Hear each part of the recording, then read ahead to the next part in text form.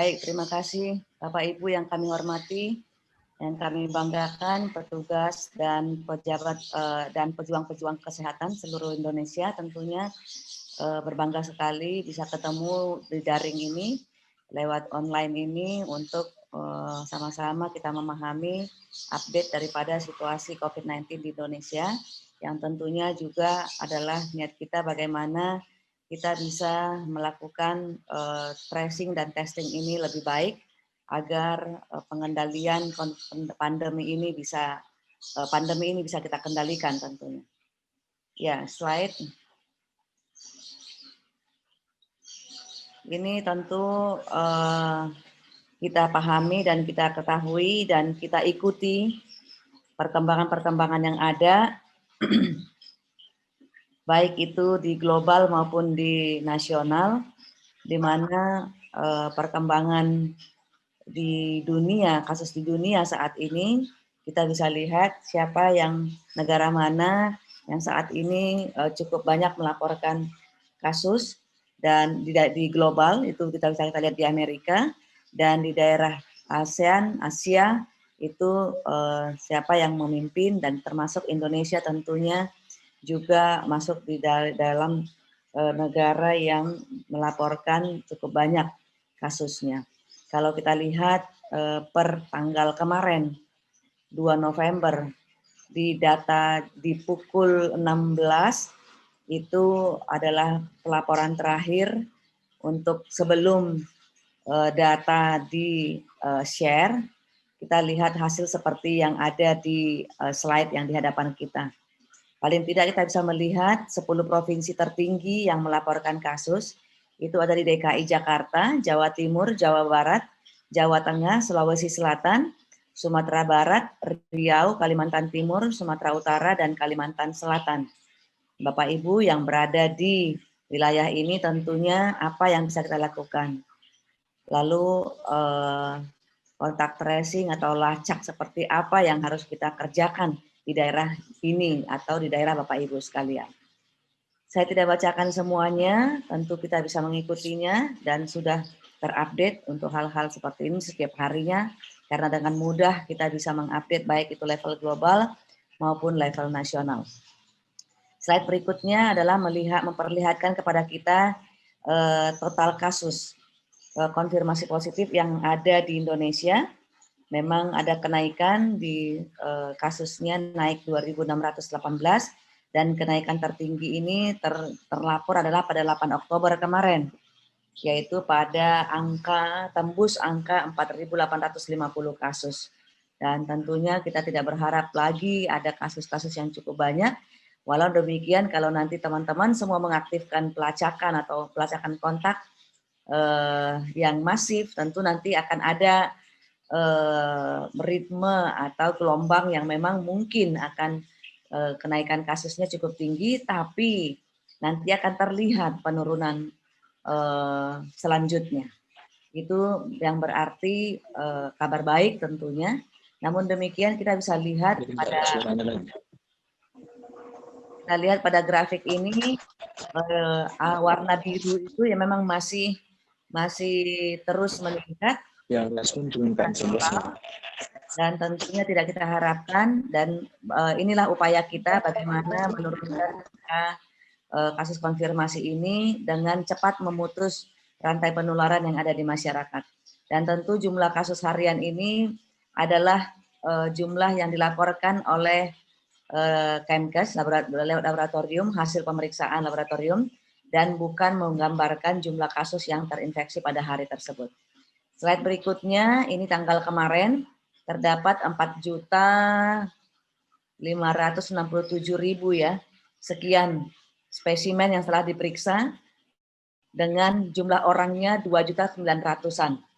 Ini tentu kita bisa membandingkan perbedaan yang cukup signifikan. Jumlah yang biru adalah jumlah spesimen yang diperiksa yang cukup banyak.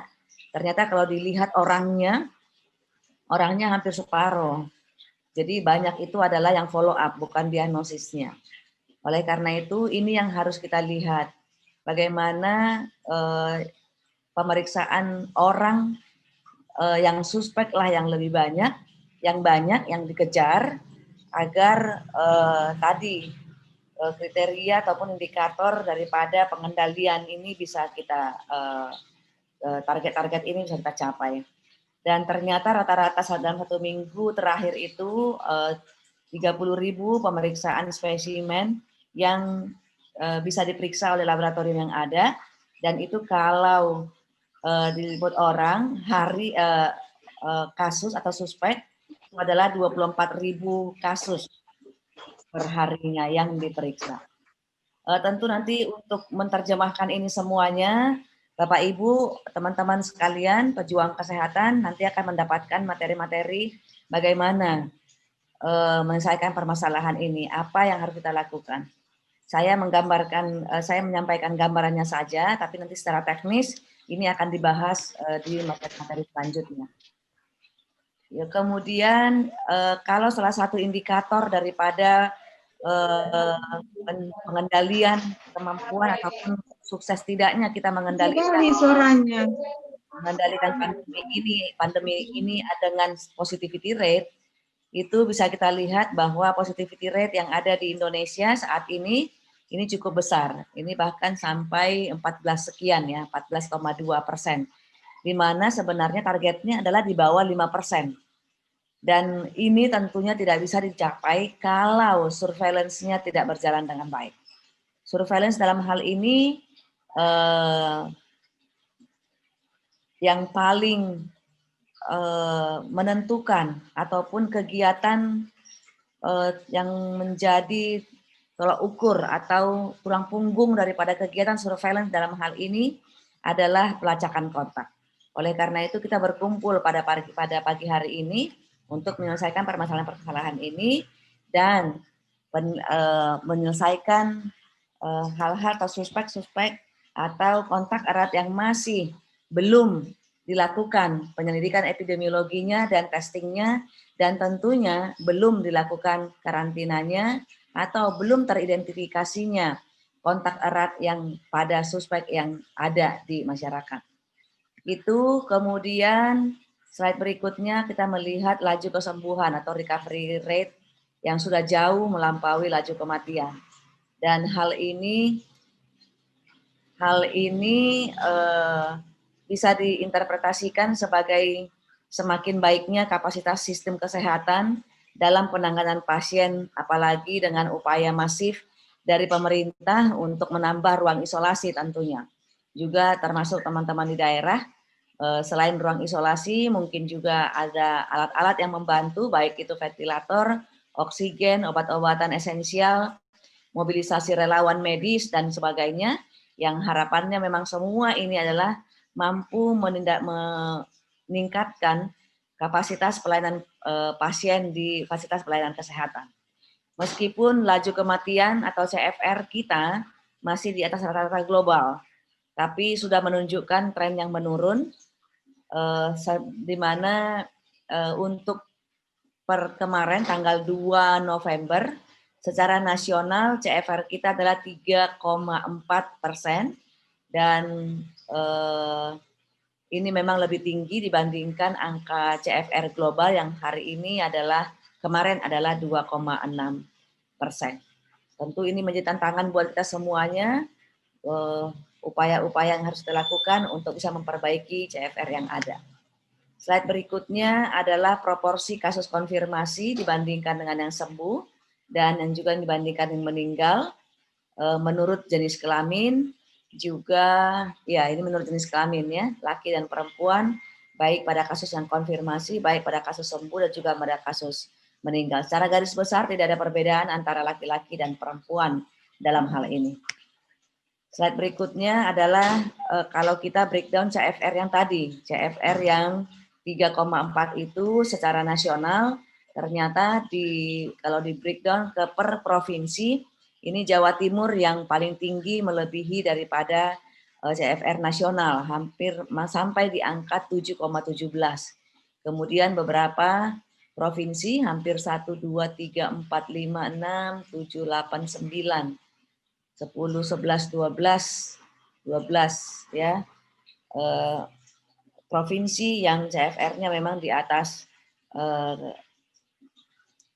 angka nasional.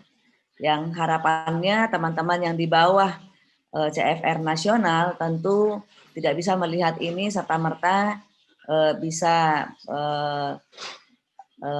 tenang begitu, tapi tetap mengendalikan, tetap mengupayakan, tetap bagaimana kematian ini juga bisa terkendali atau dapat ditekan kembali, angkanya dapat ditekan. Itu kemudian slide terakhir yang ingin kami tekankan adalah yang selalu kita dengar bahwa adaptasi kebiasaan baru atau new normal itu adalah bukan satu momen euforia ataupun merasa bebas, tapi intervensi untuk protokol kesehatan, penerapan protokol kesehatan itu tetap harus dilakukan, dan tentunya intervensi yang ada itu tidak bisa ditawar. Bukan berarti satu momen yang memang kita bisa melakukan sesuatu dengan sesuka hati, tapi tetap menerapkan protokol kesehatan untuk upaya pengendalian pandemi COVID-19 ini. Dan tentunya upaya surveillance dalam hal ini terkait dengan pertemuan kita pada pagi hari ini dan penemuan kasus yang aktif tetap dilanjutkan dengan pemeriksaan PCR dengan berbagai target-target ataupun indikator-indikator, di mana target pemeriksaan kita itu adalah satu kasus, satu suspek per 1.000 penduduk per minggu. Kemudian harapannya juga hasil PCR dapat dikeluarkan dalam waktu 3 kali 24 jam. Kemudian isolasi dengan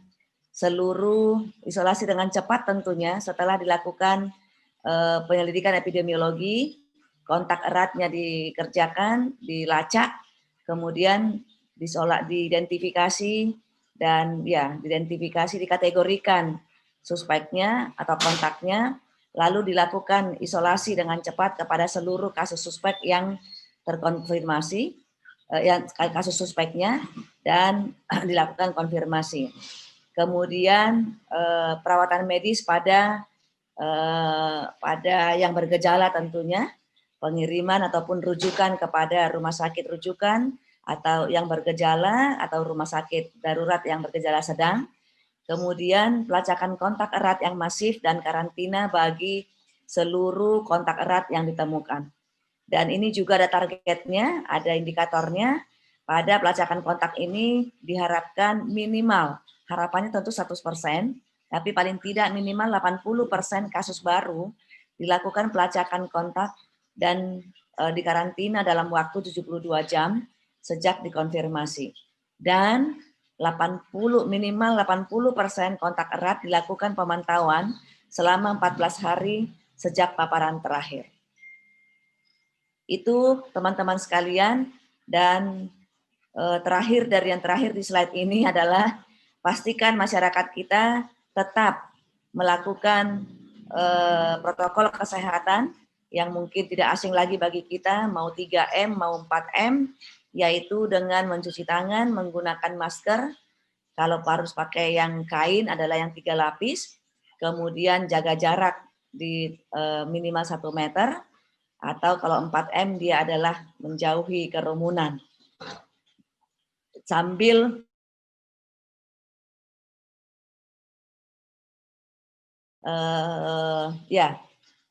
intinya adalah pada pelacakan kontak ini, pada pelacakan kontak erat ini, tentunya teman-teman sekalian dalam pelaksanaannya tetap melakukan protokol kesehatan.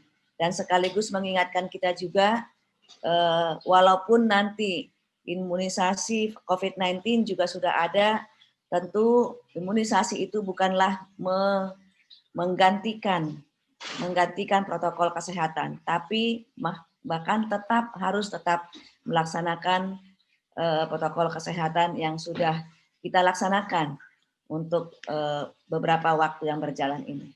Itu saja barangkali, agar kita berlanjut kepada cara-cara yang lebih teknis, yang lebih menjadi pegangan daripada kawan-kawan semuanya untuk melaksanakan kontak tracing ini. kita sudahi untuk itu sampai di situ update situasi daripada COVID-19, data COVID-19 saat ini yang sampai tanggal 2 November tadi yang kami sampaikan kepada Bapak Ibu sekalian. Demikian saya kembalikan, terima kasih, salam sehat. Jaga